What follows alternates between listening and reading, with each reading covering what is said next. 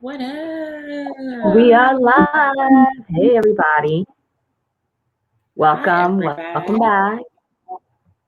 back. This feels weird because we haven't done this in a while. I feel like I'm we just were like, in why? such like a good momentum at one point, and then like everything went to crap. It's like, why So does this every feel time awkward? it feels very awkward. But anyways, y'all, welcome back to Black Prose Podcast, where Black lives, Black voices, and Black stories have always mattered. My name is Oshale of Oshi Reads. My name is Brittany from Melanin Eclectic. We hope you guys are having a fantastic Monday, or at least we hope your week is starting off on a positive note. Yeah, just let us know if you're here. Say hi. How's your week been? My week actually hasn't been bad. Today was like not a very Monday because usually Mondays are stressful or something goes wrong or really hectic or you just like dread it. But today was actually not bad. Hmm. My Monday's just been really busy because like we're at the final countdown for the 2022 planners. So now it's like it's go time basically. So I'm like finalizing stuff with manufacturers and Oh like wow. retweaking designs, and I accidentally deleted my master copy of the 2022 planner. Wait, are you serious? Oh yeah, so serious. I was cleaning out, I was organizing my Dropbox and organizing my actual computer because I had it saved in two different locations. And yeah, somehow I deleted both of them. I thought I deleted one and then I was just going to make another copy of the latest one. I got to recover a part of it, but it didn't recover all of it. So luckily I draw everything out on paper beforehand. Wow. So I'm going to be fixing that tonight because I had it all done. And my plan was this weekend, I was going to do a test print. Like I was going to go to the place and I'm going to get them printed and do a test print. That way I'll have a sample, to take pictures of and like show you guys. But yeah, I'm trying not to Wow. about it. My heart literally like dropped when you said that it was Yeah, accidentally it, deleted. it was one of those things where when it happened, I grabbed my keys and I went to McDonald's and I got some French fries and I just sat in my car. Oh my God. I was just like, uh. Right. Right.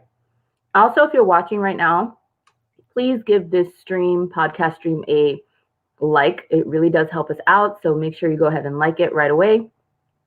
Also, I just wanted to say congratulations to Brittany of Melanin Eclectic on her Onyx Pages Melanin an Eclectic collaboration with their washi. So exciting! Yeah, that was really fun. I've been holding on to this washi for like 3 months. Not even gonna lie. It's been here for 3 months. It's just life kept happening and we kept having to push back the launch. Do you want to give just like a quick explanation for maybe if someone's watching and they don't know what the hell we're talking about?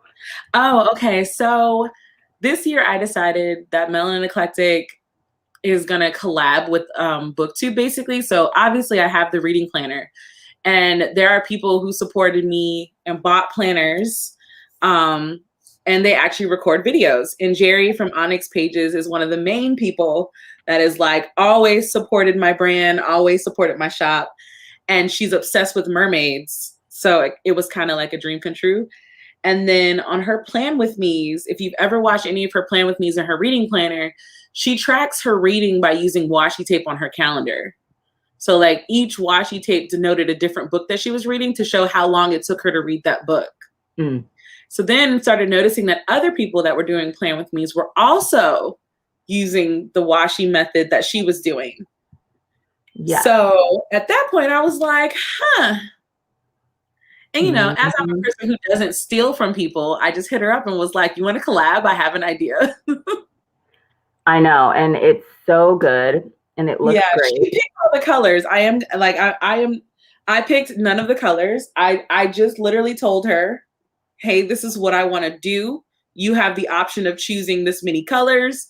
She chose 6 colors and was like, can we ombre them? Amazing.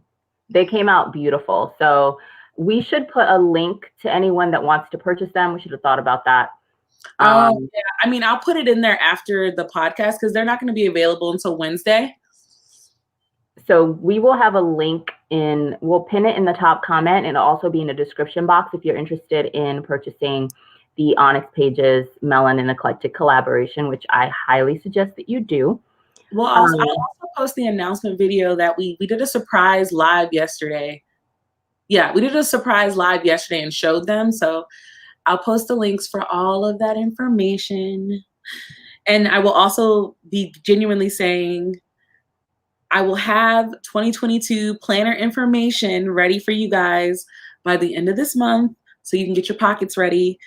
But please stop sending me messages and DMs asking me when the planner is coming out. That is the most anxiety-inducing thing I have been dealing with for like the past 3 months. I'm like, listen, thank you so much for your support. Thank you so much for your enthusiasm. But please stop asking me when it's going to come out. I promise you, I'm not going to leave you stranded. I promise. Yes, it will be announced in plenty of time for you to get the planner that you want, whether it be, are you doing the 2 different planners again this year? Actually, yeah, we're going to do 2 different planners. We actually might be adding a 3rd style of the planner. Ooh. For those who like to use the disc bound planners. Okay. We might be offering that to where you can use like your Happy Planner disc. Nice. For them. It's just right now I am currently talking to the printing shop to see what's up, because honestly they don't have, because it's like the Happy Planner hole punching situation. Mm-hmm. They don't have the ability to hole punch disc. Okay. So that would be the part that I would be doing by hand again this year. Whereas last year I did everything by myself as far as assembly is concerned. This year, I think the only thing that I will have to do is hole punch those. However, I'm still waiting to hear back from my manufacturer because I did get some samples for some Melanin Eclectic disc. Okay. So we'll see. That's like the only sneak peek I'm willing to give at this point, because like that's what I'll be doing after we finish this podcast. I will be back to talking to manufacturers all night. Oh no. But I mean, at least you're not going to have to do as much work as last year. Yeah, so, honestly, I was like, it does change the price of the planners, but the quality of the planners jumped up by at least 50%. Like, I'm very happy that the sustainability of the planner, the paper is thicker, the cover is thicker, the coils are different. So it's like the planner is getting a full upgrade, and I'm not gonna have to be up till 2 or 3 o'clock in the morning for like 2 weeks trying to make them. So I was like, blessings. Yeah, no, definitely an upgrade from last year. So all those announcements will be forthcoming. So don't badger her about it. I'm working on like for those who ordered the planner last year, if you remember, when you opened the box, there were surprises in there that I told nobody about. So I'm also doing that this year. And I have one that we should be finalizing like the final design today. If that one comes through, y'all are going to be so excited. Do not rile these people up like this. Oh, I did that on purpose. Like, I still want y'all to check for me. So it's like, I gotta like let you know, like, there are obviously going to be bonuses. And yes, we are offering bundle packages for the planners this year. So like, if you want stickers and reading washi, because there will be reading washi that matches the cover of this planner coming. So we have big things coming. It's just that please remember, I am a one-woman show. I do a lot on top of having a job and trying to be a human. I also run a whole brand. So yeah. It's a lot. It is a lot. It's a lot of exciting news, and I cannot wait. But I hope that I get some sneak peeks before y'all. But anyway. On that note, so tonight's topic, we want to give a shout out to Ted. Yes. Because I was talking to Ted on Instagram, And the conversation was about how he wrote an article and was talking about his distaste for Save the Last Dance? It was Save the Last Dance 2, which, by the way, did not know that there was a sequel Never saw it. to that movie. Never saw it. Didn't even know it existed. Exactly. Did not know. But it sprung us into this conversation where we were talking about that movie and talking about how, like, when I was younger, I loved that movie. But as I got older, I realized, like, his little sister was very correct. A lot of problematic shit went down in that movie. And before we go full on into it, I do want to finish the announcements real quick. Oh, I forgot. I didn't realize you had more announcements. Go. Yes. So our book of the month is of the next 2 months is Hollywood Homicide by Kelly Garrett. And it's on our Instagram if you want to see exactly what it looks like and how LaToya Luckett's like body double is on the cover. But Hollywood Homicide, it's a mystery. So we're really excited. We're going to be discussing it the third Sunday of the month in August. So you have plenty of time to read it. And then we haven't put up our monthly calendar yet. Oh my gosh, I forgot. Shoot. But we will be having our live on Sunday, which is the 18th, topic to be announced. But we have some interesting topics that we are considering. And then we will be having our final podcast of the month on Monday, the 26th. And this month, we're going to be talking kind of about the relationship between Black men and Black women and the Black community and how we feel about what's currently going on and all the things. So that's kind of the overarching topic. So you'll have to come back on Sunday to find out. I think we're going to make an announcement on Instagram to let y'all know specifically what we'll be talking about on Sunday and on the 26th. So we'll try to get that post up at some point this week. Yeah, my bad. I thought I posted that already. You're good. All right, so moving on to tonight. The topic of tonight is movies of our childhood that we loved that might be a little problematic. Now, let me put some disclaimers because we know how the internet loves to, Disclaimer number 1. We understand that these movies have a special place in your heart. They might have a special place in our heart. That does not mean we cannot critique them for the parts that were problematic. 2, you do not have to agree with us, but you will respect us. Come at us sideways in the comments. I'm not even responding to you. I'm blocking. That's the energy that I'm on tonight. Ooh. Number 3, don't forget to share this video and let somebody else know that we're having this chat because you guys answered the question on Instagram and we're going to go through some of the answers that we got on Instagram tonight. So with that being said, the first one is Save the Last Dance. Oh my gosh. Yes. And honestly, y'all, I do not remember that movie. I just know Julia Stiles, a little white girl. I don't know if she got into the school or she was trying to get into the school or what happened. And the Black boy character helped her learn hip hop or something. I don't know. I just remember how much I loved it as a teen. But looking back, there were so many issues. Looking back, it was just kind of like, yo. So this is what she wasn't even a good dancer.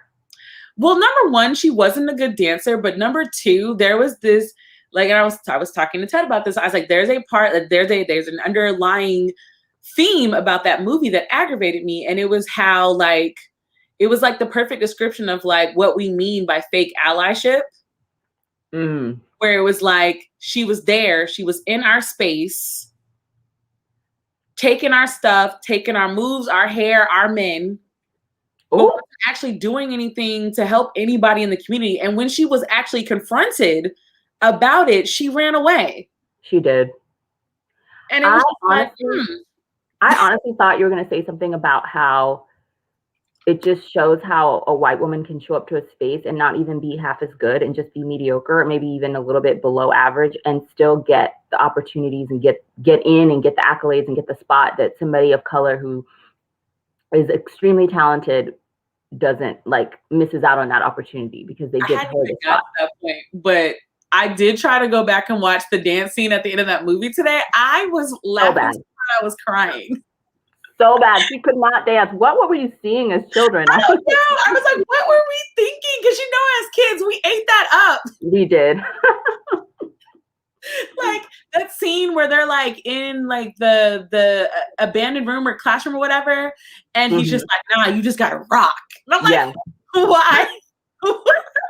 Why are we doing this? Why?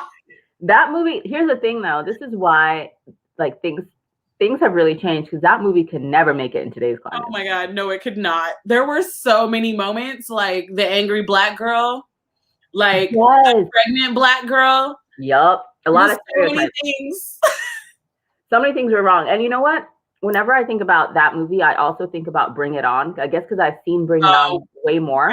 Bring It On is its own topic. Like that's somebody actually did say that one. So we are going to talk about Bring It On. But listen, I learned the routine and we danced to this in gym class. I am done. You learned the whole routine as a gym thing?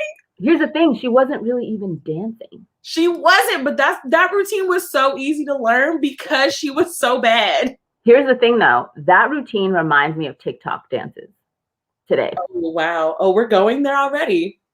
Look, when you go back and look at it, does it not seem TikTokish to you? I mean, TikTok is literally Bring It On nowadays. Like that's literally like TikTok is Bring It On. Like the Rancho Carne Toros are like Charlie D'Amelio and all the other Caucasian women accolades that the Clovers actually created. Well, that's only because the super popular white dancing TikTok stars can't actually do the dances because they're created by Black creators, and they actually have a lot more flavor and a lot more complicated, and it gets watered down. Man, there's a TikTok of this guy. He starts like he's about to dance with the people who stole the dance from the Black creators. Stops because they're immediately off beat. Then it shows him sprinkling some seasoning, and then it switches over to the Black creator dancing. He's like, all right, I'm in the right place. I'm dead. Well, yeah, I mean, a lot of the dances have been simplified. I mean, they're pretty simple. Well, some of them to begin with, but a lot of them have been watered down and simplified. Because when you watch, you know, for example, like you mentioned Charlie, whatever her last name is, D'Amelio or whatever, and I don't know their names. Addison something. Addison Rae, the ultimate colonizer. Yeah. So when you watch theirs and then you go back and you find the original creator and you watch theirs, it's not the same.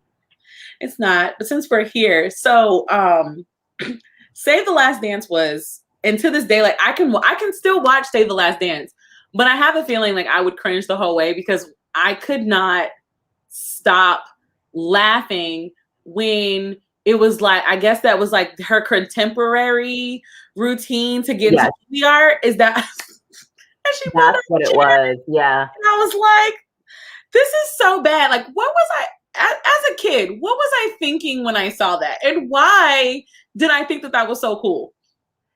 And you remember the club scene where she's like doing a dance off? Yes. Oh and my gosh. Lost.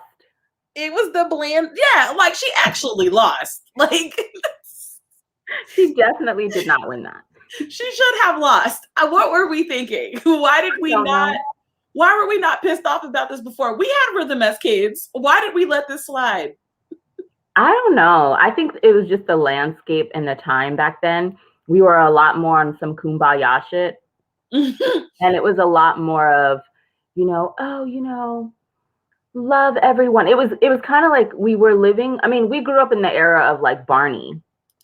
Which Barney? And like the Care Bears. And like, so I think that has a lot to do with it too. It was just a different lens to view things through. And we were kids, and it's not until you become a little bit older and you go through some changes and you have a little bit more interactions with situations where you are more aware of the society that you live in and how you're viewed as a Black or brown body in that society, that you start to like, your eyes start to be a little bit more open to what's happening around you. So I think that had a lot to do with it too. Mm-hmm. And then you have, like, for me personally, I grew up going to majority white schools. And so my gaze was already very much whitewashed in a lot of ways, especially being an immigrant and not necessarily having the knowledge of what descendants of chattel slavery had gone through, and not having that education because it's not taught in schools. Right. It's not really taught. Like, because they're banning CRT anyway. I mean, they literally telling you that this in some school districts, they're telling you that the slaves were happy and they just ate watermelon all day and danced around. And They say that they were well kept indentured servants. exactly. So as you can see, the education is not there. So for me being, a young Nigerian girl, not yet an American citizen, moving through white spaces, going through majority white schools, my gaze was different. I was looking at it through a white gaze myself. And it's not until I became older and was able to educate myself and really have my eyes opened and, become a woke, as they say now. So what the fuck is going on? And now looking back, it's like, yo, this movie was terrible. Okay. Yeah, but okay. So I just want to read this comment as I segue, because the next show or movie that we're going to talk about, this convo is making me think about how certain Black shows always had the token white character. The next comment, that scene was just as bad as Alicia Silverstone in Beauty Shop. Yeah. I want to stop for a moment and talk about Beauty Shop and Barbershop. Oh, okay. Do you remember those movies? I remember them vaguely because those were also movies I only saw like once. I mean, I basically consider Barbershop to be a Black classic at this point. It is. Who drank my apple juice? Right. But the part that makes me mad about Beauty Shop was Alicia Silverstone's character. Because every time there's a movie or a Black movie, there's a token white character that literally is a caricature of Black women. Or not only are they a caricature of Black women, but they're accepted into Black spaces, coddled, put on a pedestal, always protected. It's very uncomfortable. Yeah, it's like now that I'm an adult, I'm like, why did we do that? Is there a reason? Because I also remember the dance scene in Beauty Shop as well. Why is there also always dance scene? Wait, there was a dance scene? Remember when I guess she was like hood, when she became the hood white girl and she decided she was going to dance with old dude, but she couldn't really dance? I need to rewatch this movie. Oh my gosh. I don't know how I ended up down this rabbit hole, but I've been watching a lot of dance scenes, which ironically all come from terrible movies. Oh my God. Like I watched all the dance scenes from every Bring It On after the first one. Tears. Like complete tears. And you know what's funny? We thought it was so good. Well, I mean, the first Bring It On was good. But we didn't realize how good Bring It On actually was. I'm talking about the dance scenes. Oh, well, I mean, the dance scenes with the Clovers was lit. The dance scenes with the Rancho Carne Toros was very choreographed. It was just like, they was really trying to teach us something in that movie. They definitely were. And like that was the first movie where like the real winners won. Mm-hmm. You know? Yep. And it's like you don't really think about that. And then like now we look back at it and it's like there are so many moments where stuff is stolen from us and we are not given the proper credit. Mm. And then when we fight for it, we still don't win because we're not the ideal look. But Bring It On was like, fight anyway. Fight anyway. But every other Bring It On movie after the first one is racist bigotry on television. Do you remember the one with Hayden Panettiere? The one where she was crumping? Yeah. Well, was she crumping? I just remember. Yes, she was. And she was like the new girl in like the inner city school, right? Yeah, because now she was going to a ghetto school. That shit was wild. I'm like, how did this get made? Solange was the captain. Yes. I'm like, who greenlighted? I was like, how did we get away with this? Like the Christina Milian one, where like they kept making fun of her for being Hispanic. I was like, this is racist. That's what I'm saying. Like, it could not fly. Like so many of these movies, they don't stand the test of time. Like I was watching another movie recently that doesn't stand the test of time. I think it was like with Justin Timberlake and Mila Kunis. Was it Just Friends? Just Friends? I think so. There was a lot of like queer dating in that movie. It was the one where they were friends with benefits, right? Yes. Yeah. I think but there was a lot of weird like queer baiting in that movie, and the male gay character was like being Like that was literally his only defining characteristic. And the way that it was played up. And so it's interesting, like rewatching back certain movies and you see how problematic they are. And you're like, this movie does not stand the test of time, or certain jokes or certain racial or homophobic slurs that are mentioned casually. And you're just like, oh my God. Oh my God. Or like in a joke or in a bit. And you're like, yeah, this does not stand the test of time. Oh, okay.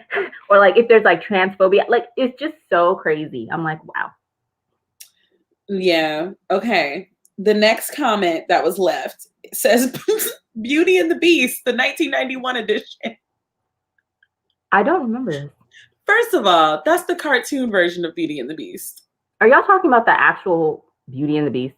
I think they're talking about the actual Disney one, I think. Because the Disney one came out around the time my sister was born. So it's like 1991. It came out in 91. I mean, now that we're all older and we understand that that's Stockholm Syndrome, it's not as romantic as Disney portrayed it. I love that movie. I mean, I don't want to talk about it. It's my sister's favorite Disney movie. And I've said this time and time again. Like, who decided that the romance story that we needed was a girl who was held captive by a monster who could read? It's romantic. Held captive against her will. But she offered herself in her father's place. Yeah. He was willing to father do it. Who was held against his will. Like there was he plucked the rose. There's consequences for your actions. And those consequences do not involve love. They don't. To be fair, she chose that. She did. At the end, she did choose that life, but at the same time, like that was the only part of the live action Beauty and the Beast that I laughed at, because she was like, am I really free? Like I'm here again. I'm here because I'm her. But I mean, granted, she didn't change something else about what she did, but I digress. But yeah. All I know is that she could have left her daddy in there. We knew she wasn't going to do that. But again, consequences still do not equate love. Oh, sorry, that's the wrong one. Oh, listen. That the Library of Dreams. You know what, Ted? You have a good point, though. That library was lit. I would pretend to love him for that library. I wouldn't have to see him if I was in that library, though, because clearly she was going to be kept. So it was like, oh, let me just be nice to him because he got a nice library. Look, my thing is, as women, we have had to do so many things to survive in this world. If I'm going to be a prisoner for the rest of my life, and you know what? This beast is here. This is all I got. I'm going to make the best of my situation. I'm just I mean, again, you could do that, but like marrying him at the end. Why not? Now he's a handsome prince. The curse has been broken. Yeah, you got lucky. Exactly. I gambled and I won. Oshale said, listen, if those are my circumstances, I would just take that chance and see where I'm at. Absolutely. What if the beast would have turned to something other than fine ass Adam? What would you have done? Girl, we don't have to worry about that. Because those were not. You let Gaston shoot him? I'd have let Gaston shoot him. Oh no. I'd be like, oh, are you telling me I got imprisoned and this is what you look? Nah, go. No. This is my castle now. Oh my God. I feel like there are way more problematic Disney movies than Beauty and the Beast. I feel like that's one of the lesser ones. The Little Mermaid is pretty high up there. The next Disney one on the list of responses is The Little Mermaid. That one is way high up there. All the time. It's like, listen, Ursula was not the villain of this story. No. Ursula in the song says, I don't think this is a good idea, but if you want to do it, I'm not going to stop you. Like, she's not the villain. Like, girl, you knew everything that was going to happen before you signed that contract. You signed that contract for a dude and some legs. That's what I'm confused about, because she didn't really even know him like that. At least Beauty and the Beast, they got to know each other. Yes, through her in prison. No, yes, you're not going to try to make this correlation. No, Granted, technically in Beauty and the Beast, more time passed than in The Little Mermaid. Because in Beauty and the Beast, they went through seasons. In The Little Mermaid, she only had like 3 days. What That's why exactly I'm just like, to get to know each other about? She couldn't even talk. Plus, exactly. he didn't even know who she was. All he Nope. recognized was a voice, which is a whole other issue. Mm. Also, Problematic. how do you have that many sisters? So many. That many sisters. And don't nobody think they little sister acting crazy? I have 2 little sisters. And even at the slightest moment where I think they acting up, I'll be like, what you doing? Exactly. The suspicions, the antenna goes right up. Right. I was like, so you got like 12 sisters. Granted, your daddy is a little, he probably overwhelmed. He probably overwhelmed. But like, you got all these sisters and like nobody. I'm sorry. Ted just took me out with this comment. Too The good. Little Mermaid, she swapped one disability for another for a guy she barely knows and backtracked on a signed contract. I mean, I detect no lies at this point. I mean, I think the only one that's worse than Little Mermaid Disney-wise, in my personal, well, there's 2, are the earlier ones, Snow White and Sleeping Beauty. Okay, don't come for Sleeping Beauty. That's my favorite one. Don't come for her. Sleeping Beauty is one of my favorite Disney movies for all the reasons other than Aurora.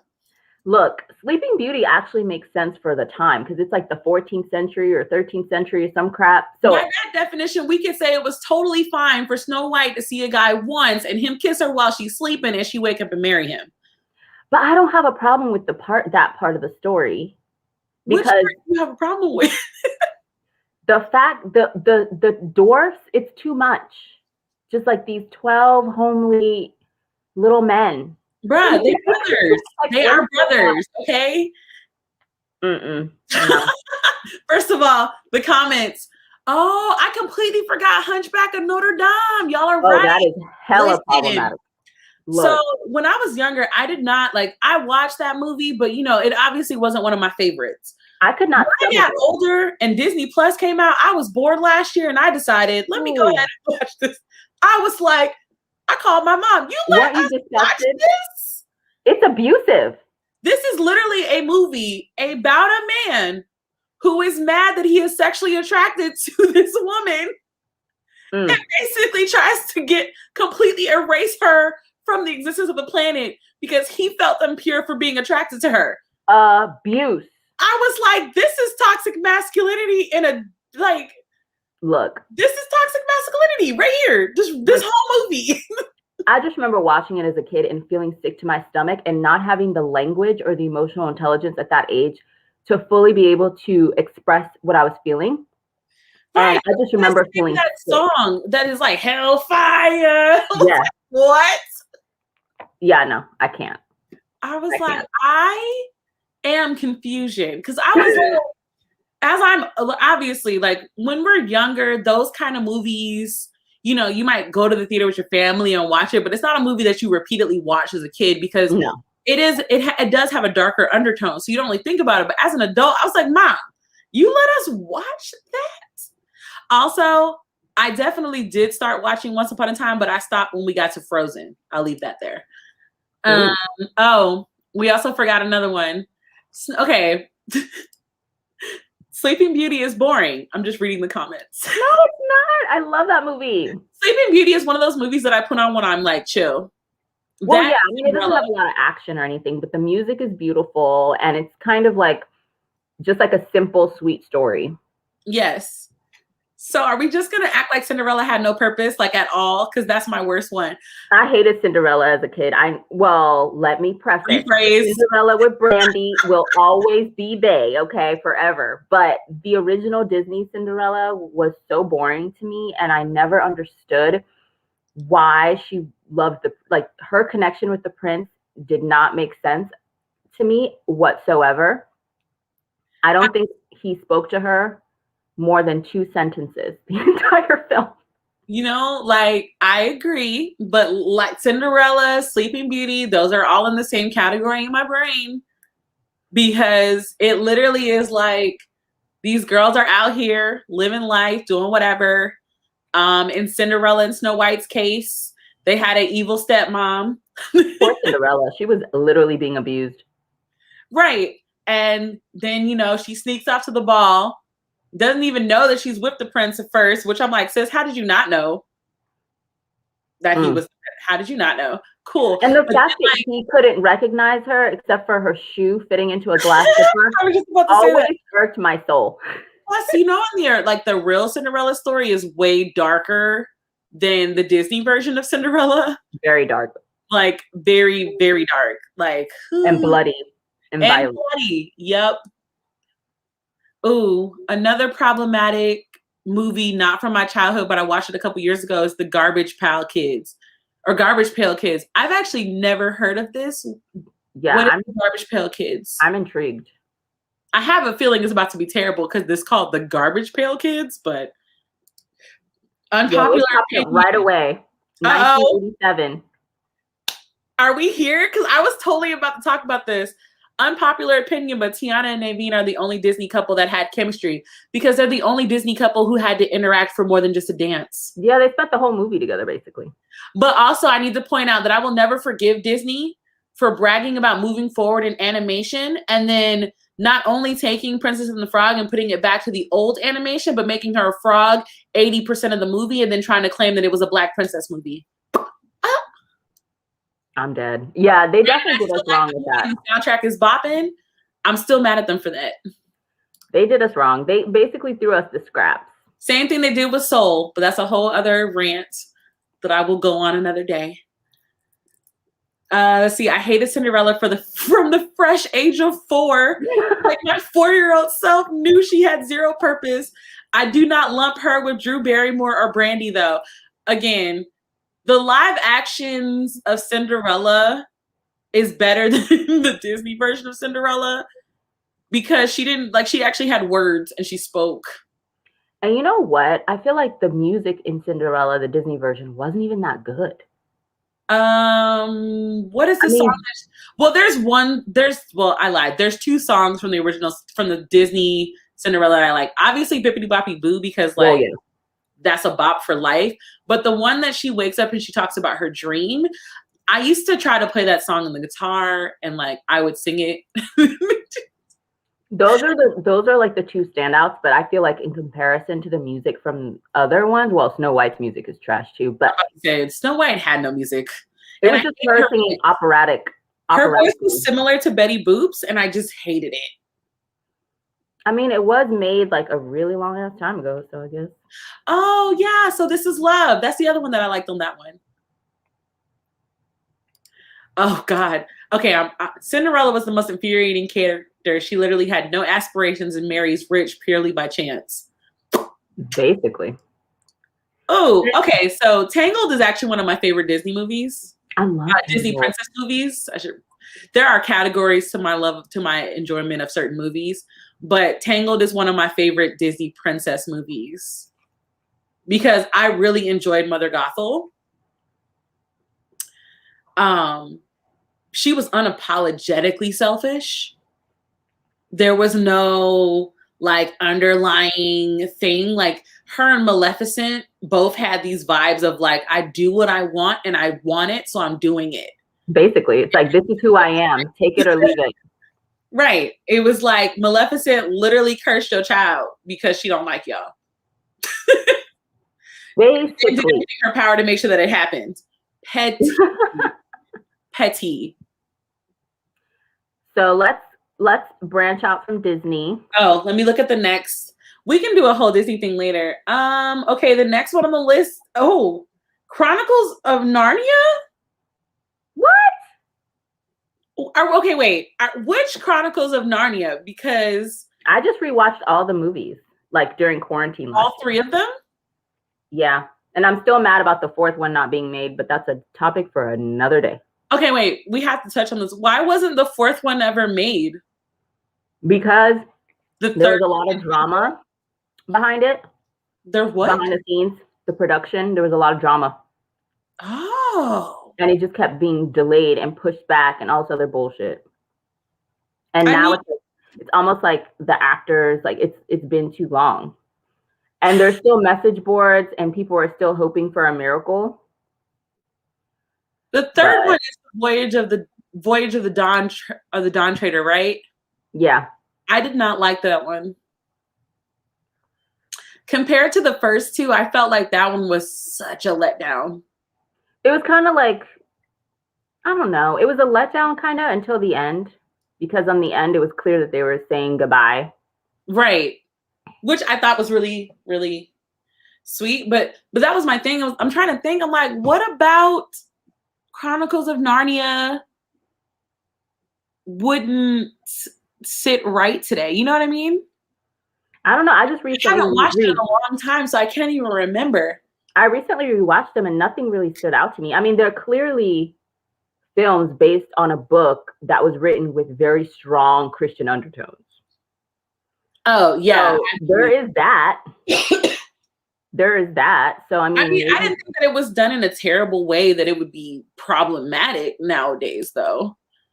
I honestly swear to God, I don't recall anything that was problematic. Now I'm going to go trying really hard. Like, I'm racking my brains because, like I said, I just recently watched all of the films and really enjoyed my rewatch experience. And I'm like trying so hard. I'm like,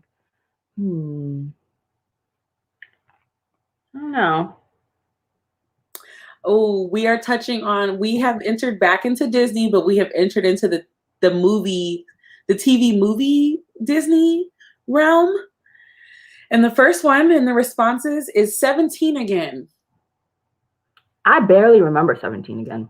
I feel like I can't speak on it. That's the one with all the Maori kids. Yeah. See, that's another one. Some of these I haven't watched in such a long time that I just cannot remember. I mean, I remember loving it, and that's all I remember. Yeah, because another one on the list is Luck of the Irish. And I remember when I was younger, I loved that movie. Me too, but I feel like just by the title alone, I'm scared to Right. I was like, but by the title of this one, I'm sure that there was probably some... I'm just going to take a wild guess and say that there were some comments made about Irish people that was just wrong. Probably. And would definitely not sit right nowadays. But I definitely need to... If we're talking about Grandpa from 17 Again. 17, yes, he was fine. And I knew the actor was, what was his name? Mark Taylor, I believe is his name. Mm-hmm. Yo. What? This one says, all of the Barbie movies leading up to Charm School. I've never seen the Barbie movies. I'm intrigued now, though. I watched Barbie movies when I was younger. Mm-hmm. And what's funny is Barbie back then and the Barbie stuff that is now are like two completely different Barbies. Night and day. Because I watched there's some new Barbie movies that I've watched with my younger cousins. And, they be touching on some like really intense topics and stuff. Like they be real cognizant about what they say. And like they had discussions about like racism and privilege. And I was like, old Barbie would never. Would never. Old Barbie was a princess planning parties, getting asked out by Ken, going on adventures, and being superheroes that they can make dolls of later. But here's the thing. Old Barbie was also super like a 1950s archetype because that's when she was made. She was still married to Ken. And she had those traditional white American values. So new Barbie has come a long way. Yeah, like I haven't watched them in a while, but I do feel like there's a difference. Like, because you remember how like back in the day you could get Barbie, and she could be all these different careers and stuff. Yes. It's like, even though she had different careers and stuff, they still made her like a specific type, Well, her careers were like flight attendant, teacher, veterinarian. Yeah. Nurse. Like, yeah.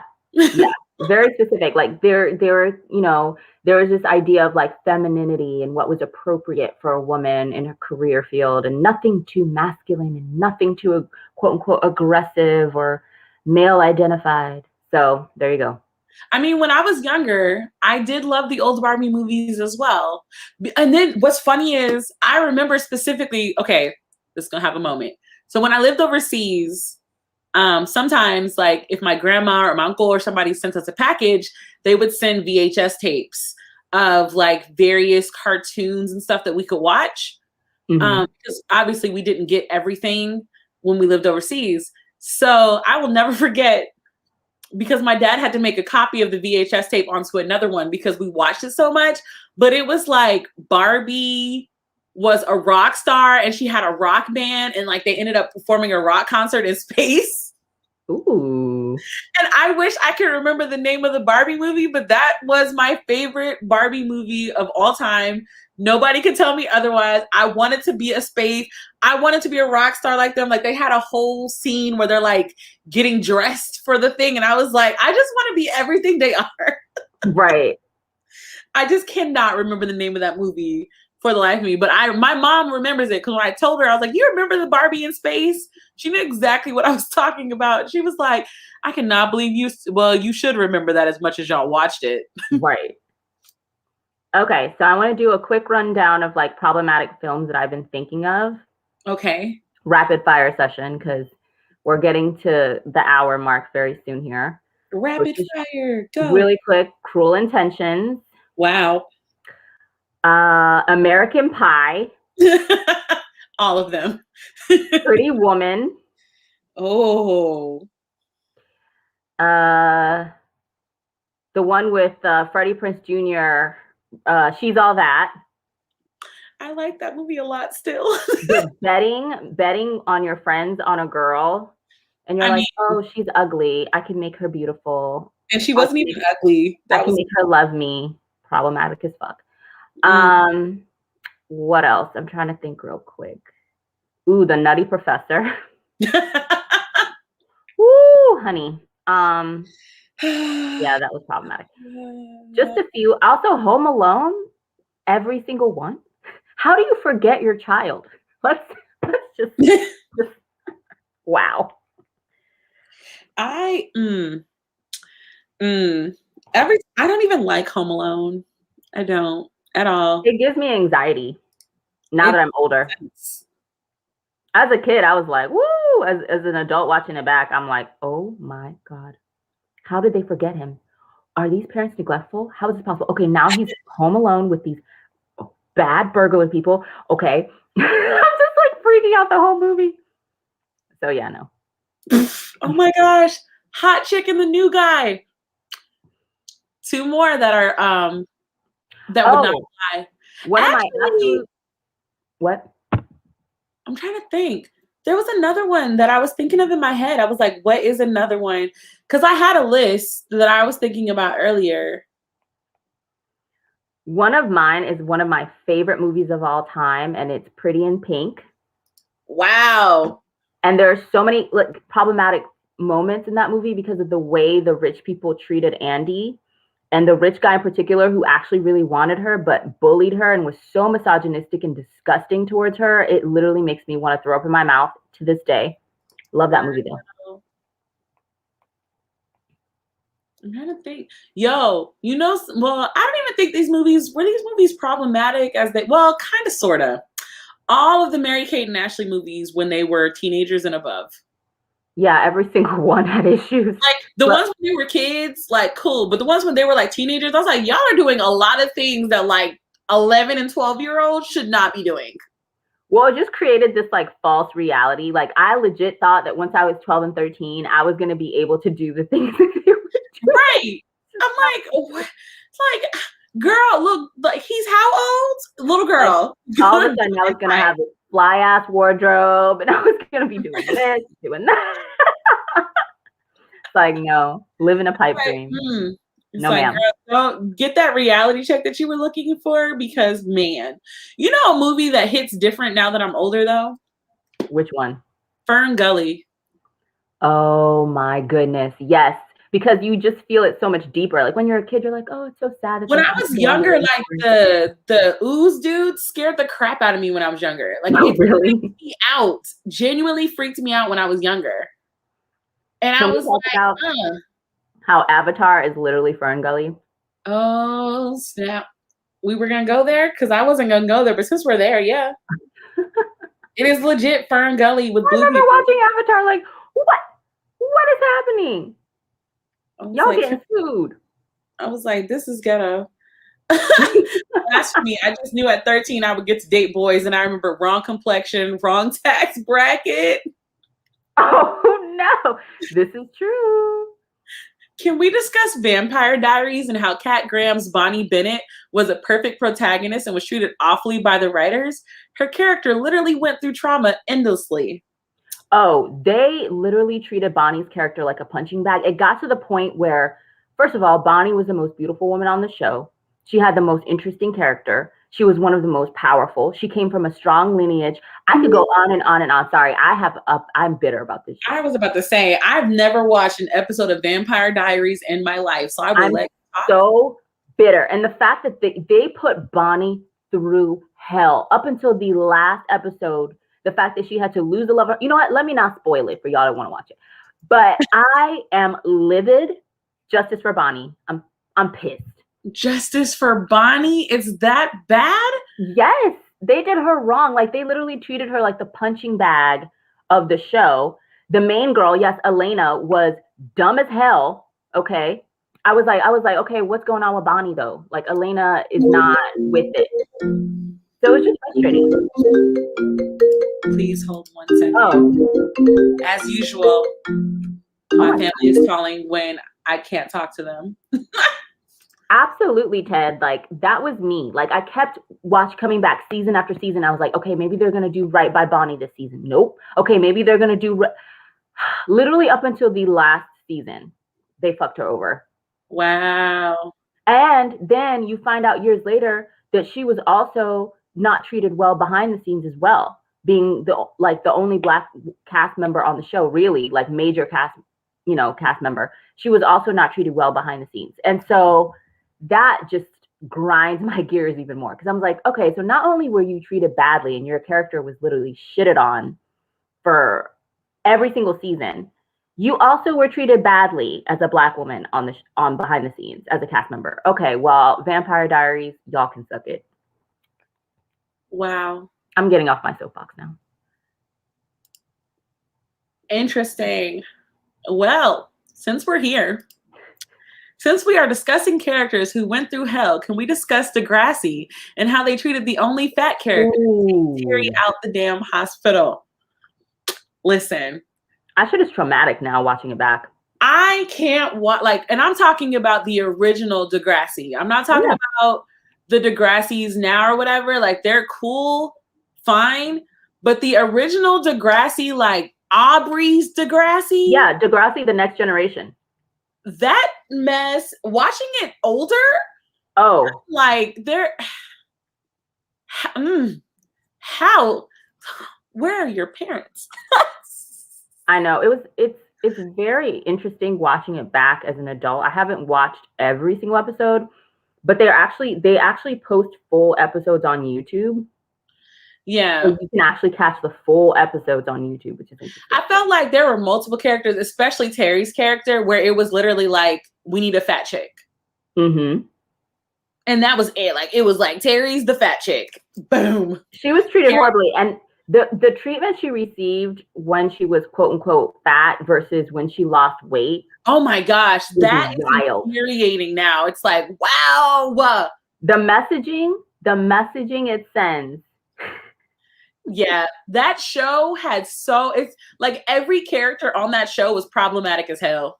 Every single one of them. There was not one character that I felt, oh my God, and Hazel. I can't talk about Hazel. Can we talk about how the young Black women were written really poorly on this show? Everyone, like every character was an archetype. They did one thing and could not differ from that person. It was like, no, you're the smart girl. No, you're the hoe. No, you're the popular guy. No, you're the fat one. And that was it. Like, they were not allowed to have personality. Every POC on there was a sidekick to somebody with the white person's side storyline. And it was like, oh my God. And when they did focus on them, it was literally always how disenfranchised they were, how they were a loser, how they were this, it was always negative. Like the episodes that Hazel would get or Liberty would get, you would literally be cringing in your soul. Like, oh my God. It's like when I was younger, I really didn't think about it. But as I'm older, I'm like, yo, they put those kids through hell. They really did. Oh snap! I forgot all about this. And her and Enzo had the best relationship, and they focused on Elena and Caroline's love triangles. Right. Oh man, and Marco. Yes. We're not going to talk about the a whole girl episode in itself because what? Can we please talk about how the girl that played Emma could not act her way out of a paper bag, and yet we have to make she was the main character though? How? I couldn't understand how she was. I didn't realize she was the main character until a long time later, and I was genuinely confused. I was like, it literally looks like she's reading from a teleprompter. Every single time she was on screen, I was like, but can we focus on Manny? But can we focus on Paige? But can we focus on someone else? Because this girl cannot act. I don't know how she got this role. I don't know who she knows, but this shit is dry. This line delivery is not giving what it should have gave. It's not. And when she starts crying, I don't believe her. I feel like they put Visine drops in her eyes and we're like, okay, go. So, no. It seems like everybody feels this way about Emma. No! Miriam McDonald made Bella from Twilight seem up. You did not have to do her like that. No. Listen, I actually heard about this. This is the last question we're gonna take tonight. But it says, did y'all hear how the actress for Taylor from High School Musical went through with her hair on set as well? Yes, I did. You know what? Tell the story because I did not. Basically, Disney couldn't figure out how to do her hair. And that's why she had them busted ass wigs on with them headbands with every single outfit. That makes sense. But why couldn't they bring in a black hairdresser? Because Disney stopped giving a fuck about black people when Raven left. They sure did. They sure did. Tell the truth and shame the devil. Because when High School Musical came out, token POC went right back. Because you remember when we were younger, Disney was hella diverse. It was, and they weren't even trying to be. They just weren't. Granted, Brenda Song was the only Asian in every show back then. Every show! Which explains a lot because now her and Macaulay Culkin's ass have a baby together and live somewhere. Still not ready for that. I'm still shook that that's a thing. Still very much shook. Look, I'm like, Brenda went through some shit. She's gonna write a tell-all book one day. I can't wait for Brenda because Brenda was on Disney Channel for a long time. I want all the tea. All of it. Because you was almost 30 years old, still playing a 16-year-old. She has a very youthful face. She does. That's what I'm saying. It was just like, yo, because she definitely talked about how like, and then that was the thing. It was like, so for 3 movies, countless appearances. Like, why couldn't she just wear braids? They didn't care. Speaking of High School Musical, Disney didn't learn shit because on the Disney Plus thing, the High School Musical, the series, that shit that's on Disney Plus, they have the token black girl that's the sidekick friend with the spunky attitude who knows fashion, and she's also plus size, and she's also hidden behind the random white girl who sings a flat can be every episode. Not only did they do her makeup terribly, but they also did her wig wrong. And at this point, I'm literally just like, so why have we not called them out? Because why don't they just let these women do their own hair? Why can't they just put them in braids? If you can't figure out how to do their hair, why are they not in box braids? Like Brandy was for all. Like McLean, like China McLean was. That's true. In one of the movies that she was in. I was thinking about the show she was in, but I think in the show she was in, she wore her hair too. Yeah, but that's the thing. It's just like if the black girl does not have long hair that can be straightened and Europeanized. Yeah, if she doesn't have a looser wigs. If she doesn't have like a looser curl pattern or a smoother texture, they don't know what to do. And here's the thing though, I guarantee you if they just let those girls do their own hair, things would be much better. Because I mean, most of them know how to do their hair. They do. Okay, they do. And so it's like, why don't they just let them do their hair themselves? Right. It kind of reminds me of, in the modeling industry, a lot of black models say they do their own makeup and they show up to whatever, show that they're doing or casting call, whatever the hell they're doing with a makeup bag, because 9 times out of 10, they don't know if the makeup artist there or if the hair person there actually knows how to do their hair. So they show up ready because they're like, I'm not about to be looking casket ready with. You heard about what Naomi Campbell used to say. She used to roll up with her own everything. Yes. I still in 2021, we still have to do that. Yes, unfortunately. Absolutely. Absolutely. And it's a real thing. Like I remember being in a fashion show when I was younger, when I was modeling, and they messed up my hair. They didn't know what to do with my hair. And my hair was relaxed, y'all. So it wasn't even like my hair was natural. They still didn't know what to do. I just remember telling that lady she couldn't use that little bitty comb in my hair. Little bit cold. Yeah, it's a mess. So it's unfortunate. And to this day, I don't know why they don't just let these women do their own hair, or at least once they start making a substantial salary, maybe once the show goes into seasons 2, 3, 4, have them hire their own hair makeup people. Bullshit. I'm like, there's no reason why in 2021 we still would have to do our own hair. There's no reason. Disney spends buku money on mediocrity, but can't get a hairstylist. It doesn't even surprise me anymore because they don't even think it's that big of a deal. Like it reminds me of when Oprah used to talk all the time about like lighting and how to light Black people, because she had her own show. And it's like, wow, all the skin tones would be popping on her on the Oprah show. Everything would look beautiful. And then when you see your favorite Black actor or actress like somewhere else on someone else's show, like on The View or somewhere else, and they look ashy or they look crazy, and she would be like, well, on my show, I actually take into account that I'm going to have Black people and other people of color coming on my show, and I know how to light them properly. And it was like a big thing. So I'm not even surprised. Well, that's like if you compare the magazine covers that Simone Biles did. Yes. When the Black photographer photographed her versus the other one, and just like the difference in skin tone. Absolutely. It was like she went from ashy to melanin like that.